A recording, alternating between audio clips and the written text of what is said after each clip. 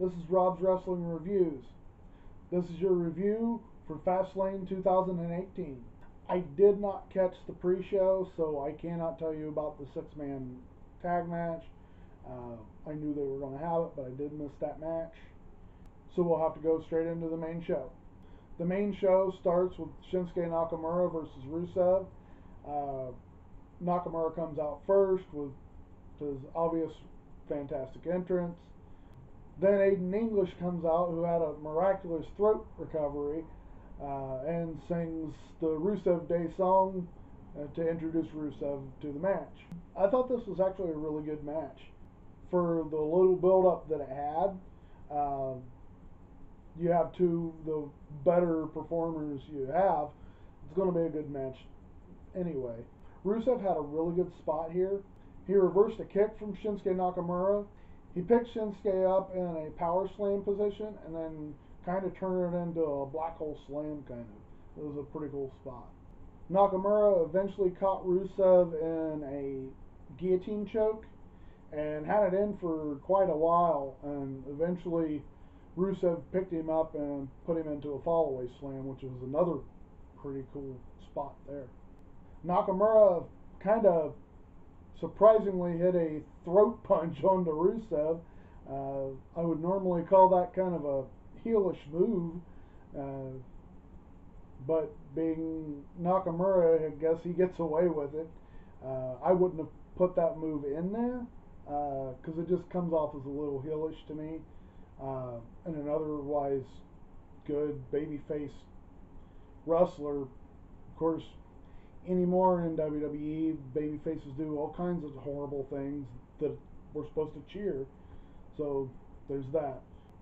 There's a really good sequence here where Nakamura goes for the Kinshasa. Rusev reverses it into going for the accolade. Then Nakamura reverses it, goes for another Kinshasa, and immediately gets hit with a super kick by Rusev. And it was a really good spot. Pretty good 2 count. This really made Rusev look really good here.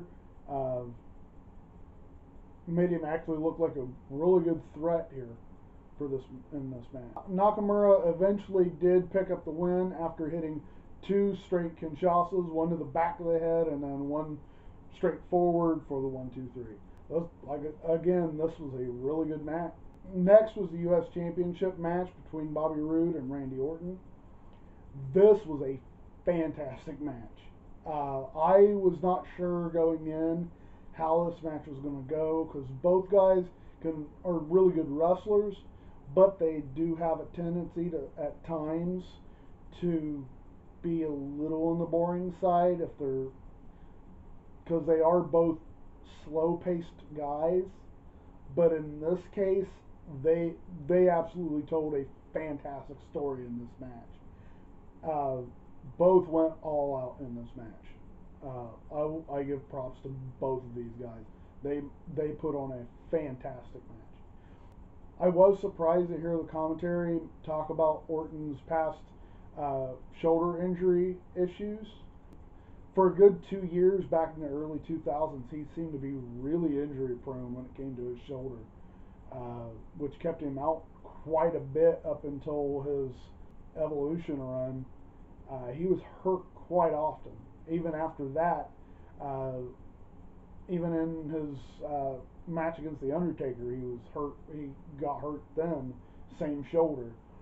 He could have came close to having the same problem Kennedy did with his shoulder, which eventually cost him his job, though Orton had a lot to do with that too. But on to the match itself. The match started with both guys teasing their finishers. Orton went for the RKO early on, where Roode powdered out. About a couple minutes later, Roode went for the Glorious DDT, which Orton powdered out and got out of the ring, which really did put over both guys' finishers. I'm glad to see finishers starting to kind of be treated better. It seemed for a while finishers weren't even shown as match enders because they tend to need 5 finishers to win a match anymore. It was nice to see each guy's finishers being put over. Eventually, it came down to what it always does, and one thing I don't know why anybody does anymore. Rude goes for a move off the second rope and eats an RKO. Randy Orton is your new United States champion. Again, I don't know why anybody jumps at Randy Orton. He's going to hit you with an RKO. That's what he does. After the match, Jinder Mahal comes out, goes to attack Randy Orton, gets a couple shots in, then Rude comes in, hits Jinder Mahal with the Glorious DDT, and immediately picks up Randy Orton and hits him with a Glorious DDT to finish up. This kind of helps Rude still look strong in defeat. He still looks like he's going to be a major contender for the U.S. title. I'm still guessing that this will be a triple threat at WrestleMania between the two. Either that or as I said in my predictions, this could turn into a big schmoz match at WrestleMania with multiple guys. Sometimes they do that. Next, we have Naomi and Becky Lynch taking on Natalya and Carmella. I'll be honest, I did not really pay too much attention to this match. It was really pointless. It was okay, but I will admit, I was a little busy at this point, working on other things, but I did catch some of it, in the background. I didn't really care for it. It had no build up it had no build up whatsoever. I was correct.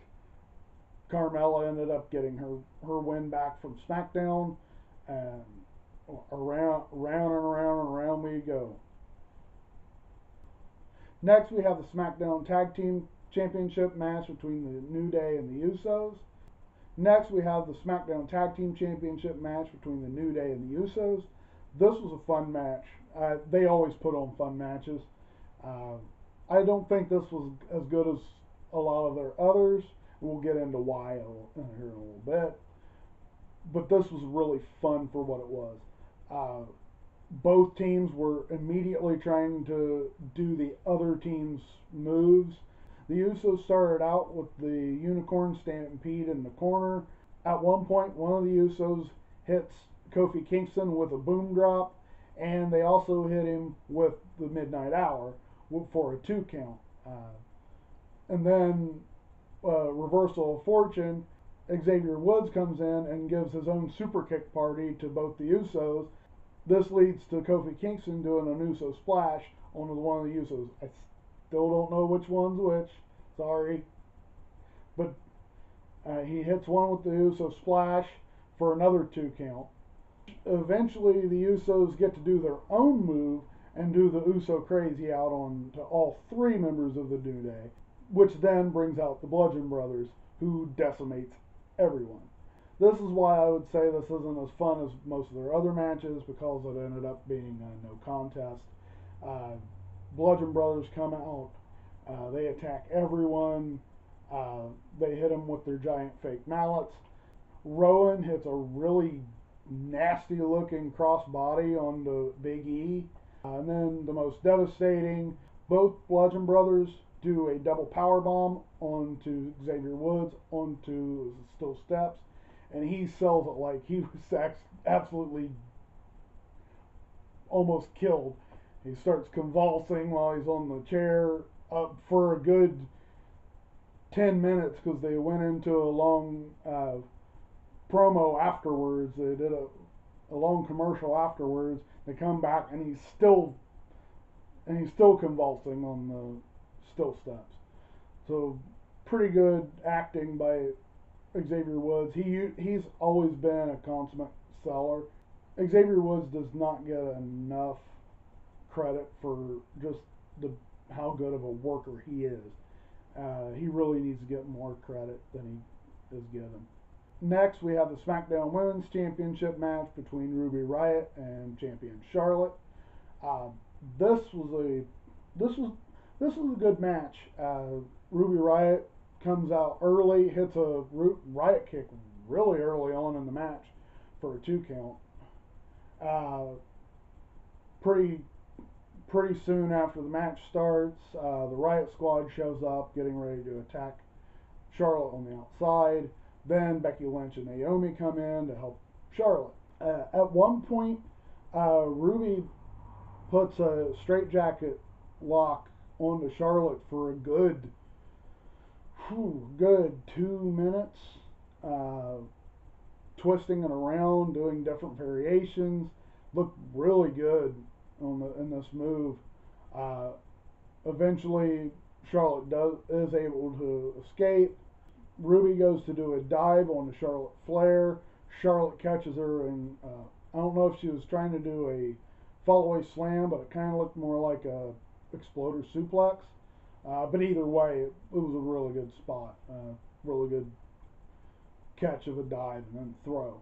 Right after that, Flair goes up to the top rope, does the moonsault onto the outside onto Ruby Riott. It's a pretty standard thing that Charlotte does. Always looks great. Always wows the crowd. Speaking of, tonight's crowd was great. The Columbus crowd seems to always be a pretty good crowd. I know Ring of Honor hosts a lot of their big shows in Columbus, and you wouldn't think, but Columbus seems to be a pretty smart town wrestling wise. I know Chicago and Philadelphia are usually known as the smart wrestling crowds, but I think Columbus gives them a run for their money. They were hot for just about every match tonight. There was no beach ball. They were all invested in the matches, which is surprising because I don't think anybody cared too much about the show I didn't think anybody would care about the show going in, but everybody was really on board for just about every one of these matches. There was a kind of a weird botch here in the middle of the match. Charlotte went to do, I don't know what she was doing off the ropes. I think she was trying to do a weird reverse STO or complete shot, and it just kind of looked, I don't know which person messed up, but it kind of looked awkward. It ended up with Ruby back into the ropes, which was kind of weird since it looked like Charlotte was trying to pull her off the ropes onto the mat, and then she just kind of turned back around into the ropes. That was about the only kind of sloppy spot I saw here, but it was worth pointing out. The Riott Squad kind of goaded Naomi and Becky Lynch to jump into the ring to try to chase them off. The ref catches Naomi and Becky Lynch and ejects them, which leads to the Riott Squad attacking Charlotte. The ref turns around, sees Charlotte down, and even though he didn't see him for the change in a ref's career, he actually suspects that they might have had something to do with it and ejects the Riott Squad as well, leaving this to be an actual one-on-one match. Pretty much right after this goes into Charlotte's wheelhouse. Charlotte quickly gets Ruby Riott into the corner. Charlotte picked up Ruby into an electric chair, and I don't know if Ruby was trying to do a reverse Rana or what. It looked a little slow, but eventually Charlotte slingshotted Ruby back into the corner from upside down, back up into the corner. Looked pretty good. Hit her with a spear and immediately locked in the figure eight for the tap out win. Again, pretty good match here. Besides that one kind of weird botch there in the middle, this was a good match. I don't think anybody expected Charlotte to lose here, which she did not. But other than that, good match. Immediately after the match, we finally get confirmation. Asuka comes out to the ring, mask and all, removes the mask, removes her cloak, points to the WrestleMania sign. We have our WrestleMania match, Asuka versus Charlotte for the SmackDown Women's Championship. I think everybody knew this was going to happen. It took a while for them to get there. It looked like it was going to be sloppy. Last week on Raw, they kind of cleared the air there for that whole situation between Asuka, Alexa Bliss, and Nia Jax, they kind of got that out of the way finally, which did allow Asuka to show up here at Fastlane. And finally, we have the six-pack challenge for the WWE Championship, pitting AJ Styles against John Cena, Baron Corbin, Dolph Ziggler, Kevin Owens, and Sami Zayn. Cena started really fast, hitting everyone with an AA. You get an AA, you get an AA, you get an AA. Everybody gets an AA except for AJ Styles. I don't know why everybody charged at Cena when they just saw the last guy who charged at Cena eat an AA, but everybody charged at Cena and ate an AA, except for Styles, who, when Styles looked like he was going to charge at him, Cena goes down to, catch AJ, and AJ freezes in his tracks to show he's a lot smarter than everybody else. Then everybody comes back into the ring and immediately jumps John Cena, gets him out of the ring. Then everything kind of goes into different people's one-on-one matches, like any other six-pack or fatal four-way match does. Pretty good spots here and there. There's a really cool spot where John Cena goes for an AA on the Ziggler, and Ziggler reverses it into a famouser for a 2 count, which was broke up by Styles. That was a really cool spot. It's something I have not seen Ziggler do before.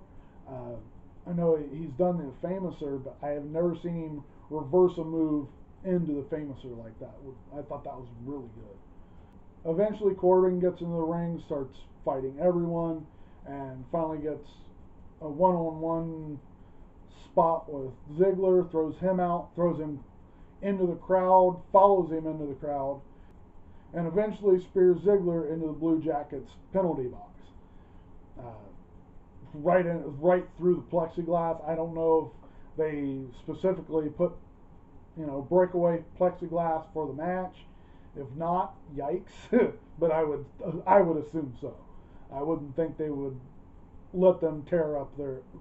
I don't think the Blue Jackets would let them tear up special equipment for their games. I'm pretty sure they put some breakaway plexiglass in there. Cena eventually hits AJ Styles with an AA from one of the announcers' tables onto another, which seemingly takes him out of the match. Eventually there's a point where Sami Zayn and Kevin Owens are in the ring, and Sami Zayn does what he said he would do. He lays down in the middle of the ring.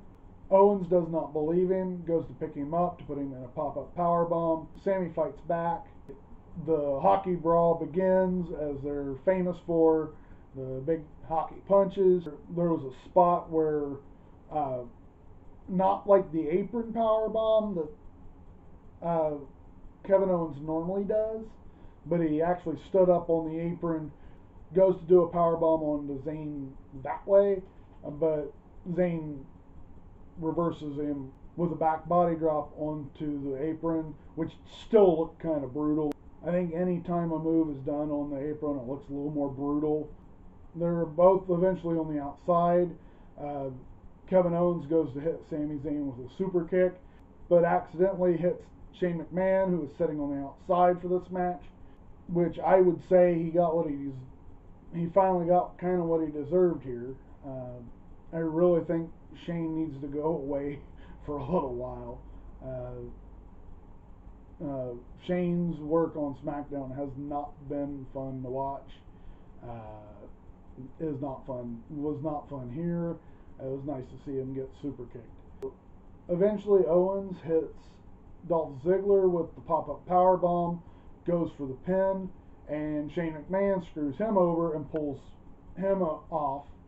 Then Sami Zayn hits Kevin Owens with a haluva kick, goes to pin him, and Shane pulls Sami Zayn out of the ring. So he screws both of them. Byron Saxton sounded really stupid here. Corey Graves was talking about how Shane was really overstepping his boundaries, and Byron Saxton was like, no, they deserved it. But eventually he finally had to go, you know what, yeah, he's kind of overstepping his boundaries, screwing two guys out of winning the title just because he doesn't like them. kind of stupid. Eventually, Baron Corbin brings steel steps into the ring, starts hitting everybody with them, goes to hit Cena, who of course is Super Cena, so he blocks the steps, ends up hitting Corbin with them, goes to take the all super friendly Cena, the guy that Bray Wyatt was trying to get to swing some steps at him, goes to chuck the steps at Baron Corbin's head and misses.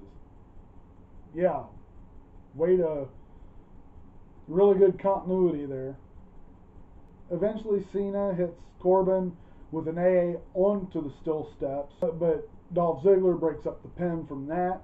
Cena goes to hit another AA onto Ziggler. Then Kevin Owens comes in, pulls Dolph Ziggler off of Cena, hits Cena with the pop-up powerbomb, but is then immediately hit with a phenomenal forearm by AJ Styles, who picks up the 1-2-3 here. Again, this is a great match, but we do get the match we want. We get AJ Styles and Shinsuke Nakamura. The little bit of a scare, people thought maybe the Cena was gonna somehow weasel his way into it and make it a triple threat, which probably would have still been a fun match, but wouldn't be nearly as epic as what we're probably going to get here. This show was way better than it had any right to be. The weeks leading up have been absolutely terrible. I mentioned this week that the show just sucked. I didn't actually go into detail. It just sucked. It was a terrible go home show, and to see just about every match except the women's tag match that nobody cared about. Even it was okay for what it was. Really, I didn't see a bad match on this whole show. I would say the two matches, I'd say there's almost a toss-up between match of the night with the six-pack challenge and the Orton-Bobby Roode match, but I have to go with the Bobby Roode-Randy Orton match as the best match of the night. That was one of the best matches I've seen this year, not counting Gargano and Almas. This was absolutely fantastic. That to me is gonna be up there for match of the year for a while, probably until Mania, where I'm sure Nakamura Styles is gonna blow that one out of the water. But for what it was, that was fantastic. I actually cannot wait to see Roode and Orton go again. It looked like they had wrestled matches together hundreds of times. It was that smooth. I guess it makes sense. They're both very similar guys, but that was fantastic. I can't say any more about it. That is, at least to me, a 4.5-star match in my calculation. I'm no Dave Meltzer, but to me that's a standard bearer for this year, for the main roster for this year right now.